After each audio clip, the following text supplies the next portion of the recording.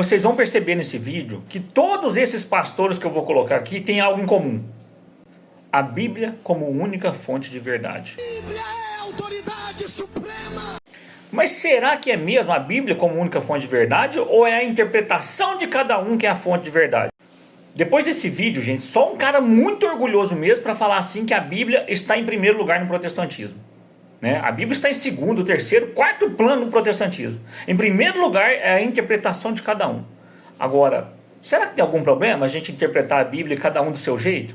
Será que tem problema a verdade ser relativa? Será que tem problema eu contradizer o outro irmão no mesmo texto bíblico? Homens de Deus que seguem linhas teológicas diferentes. Enquanto o Augusto de Nicodemos, por exemplo, é cessacionista, o pastor Eliseu Rodrigues é continuista.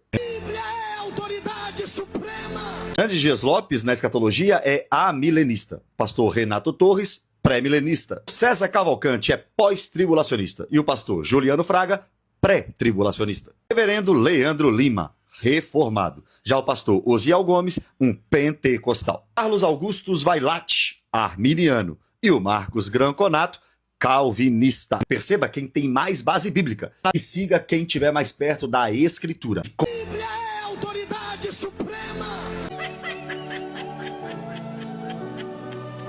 Qual é a igreja que mais se divide e que mais tem divisão na face da terra?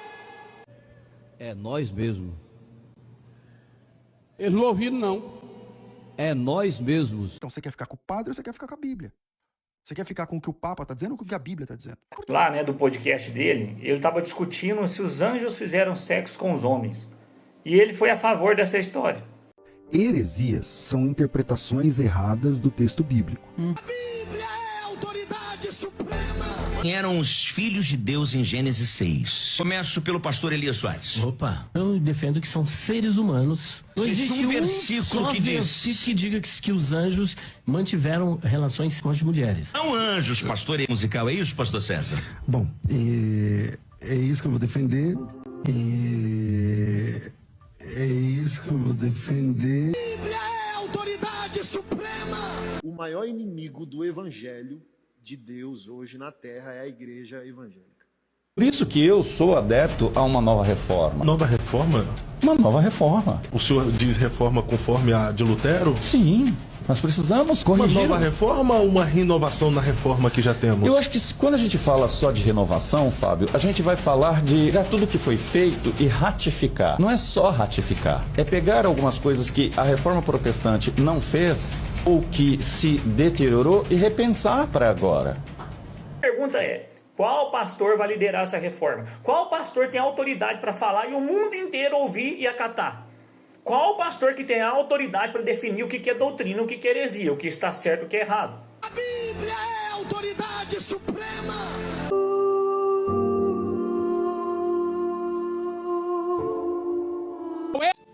Hoje em dia, a quantidade de evangélicos que estão voltando para a Igreja Católica é muito grande. E a razão pela qual a Igreja Católica representa um apelo aos protestantes que estão insatisfeitos com o relativismo que tem predominado dentro do mundo protestante é exatamente essa firmeza da Igreja Católica. Então, quem migra, a primeira coisa que ele tem é fome de autoridade.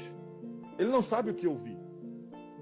No mundo evangélico, nós somos 33 mil grupos religiosos falando diferente. A igreja A, evangélica, fala uma coisa, com a mesma Bíblia, tá? A Bíblia está aqui, com a mesma Bíblia. A igreja B vai lá e fala a outra coisa. A igreja C, outra coisa.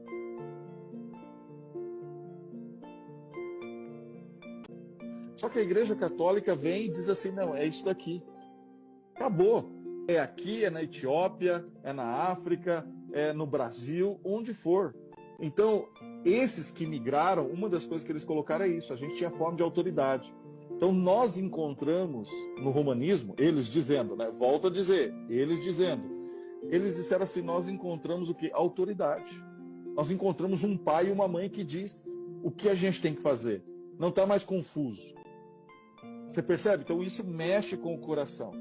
Por que tem tanta igreja diferente? Eu entendi. Tem nada a ver uma coisa com outra, mas eu entendi. Cada igreja tem seu ministério e seu propósito. Não são só pessoas que têm propósitos, igrejas também têm. Por exemplo, Tem uma igreja que vai pregar, os crentes vão ficar na tribulação. Tem uma outra igreja que vai pregar, os crentes não vão ficar na tribulação. Porque tem gente que vai ser salvo quando ele entender que ele não vai ficar. Tem gente que vai ser salvo quando ele entender que ele vai ficar. Então por isso que tem tantas igrejas com viés diferentes. Deus é tão sábio que ele fala que ele quer salvar todo mundo. Tem gente que vai ser salvo quando ele entende que ele precisa se batizar em rio. Tem gente que vai ser salvo quando ele entende que precisa se batizar em piscina. Nós, às vezes, a gente quer deixar tudo padrão, só que Deus é plural. Ele não tem uma